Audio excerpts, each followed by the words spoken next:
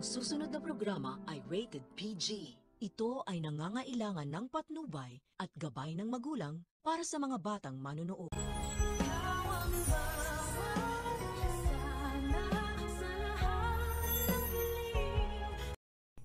Abangan bukas dahil itong si Moira ay umami na nga dito kay Giselle at saka sa tatay niya na sinabutahin niya nitong kumpanya. Nagbibigay siya ng sinuhulan niya itong isang tao para magpanggap na kapartner niya ito dito sa pag-invest dito sa ospital. Kaya naman wala nang lusot itong si Moira at papalayasin na nga ng tuluyan itong si Giselle sa kumpanya. Kaya naman nagtataka itong si Moira bakit yung mga gamit niya ay pinalabas at nandun na nga sa upuan itong si Doc RJ at saka si Giselle. At dito na nga sinabihan na nga siya na pwede na siyang makaalis kumpanya dahil bistado na nga ito.